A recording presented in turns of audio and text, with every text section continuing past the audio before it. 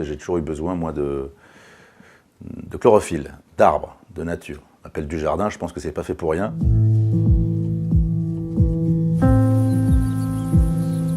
Corseté dans un lit, je m'étais dit à voix presque haute. Si je m'en sors, je traverse la France à pied. Si je réussissais ma traversée, j'obtiendrais réparation. Ça a dû être rapide d'apprendre votre texte, non? Oui, ça a été rapide, oui.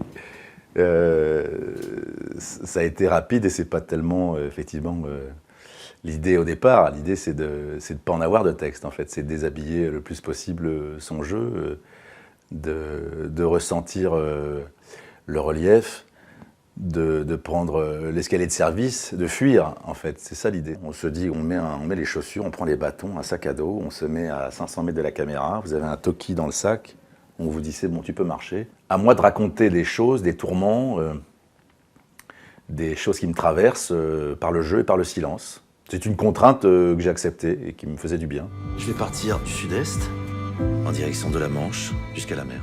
Où est-ce que vous iriez si vous aviez besoin de vous cacher? Parce qu'il se cache un peu. J'irai dans les Pyrénées. J'irai dans la vallée d'Aspe. Il n'y a personne. C'est le pays de Jean de Lassalle. Mais mes aïeux viennent de là, ma famille vient de là, vient des Pyrénées. Et c'est encore un territoire assez sauvage. Pareil, vous avez des villes thermales du 19e siècle absolument magnifiques, mais totalement à l'abandon. On comprend pas. C'est Walking Dead, quoi. On arrive, on se dit, putain, elle est dingue cette fontaine, elle est dingue cette mairie. Mais tout est muré, tout est vide. Vous avez des maisons pour 1 euro ou un coca, j'exagère, mais il y a 2000 personnes sur 60 km. On se dit, c'est marrant, c'est bizarre en fait que ce territoire soit vide. Les gens qui s'installent ici, ils veulent du haut débit avant même de savoir s'il y a une école ou une crèche.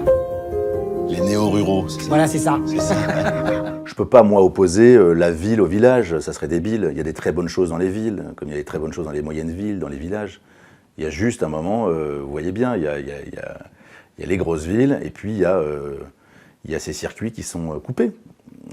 C'est pas long, la France, on n'est pas en Patagonie, et c'est bizarre que ça devrait fonctionner mieux que ça, en fait. Il y a un truc qui est un peu grippé, la machine est un peu grippée. J'ai pas beaucoup travaillé à l'étranger, non, parce que j'aime bien la France.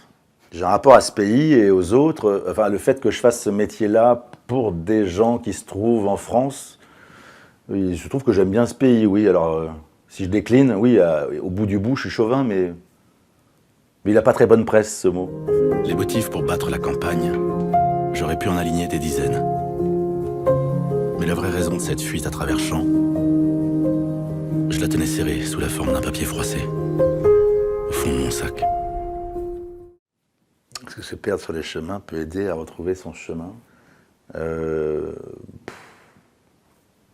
Je sais pas, parce que moi j'ai l'impression qu'on part quand même avec ses problèmes. Je pense que ça peut nous aérer, ça peut nous faire du bien. Prenons ça déjà, c'est pas mal.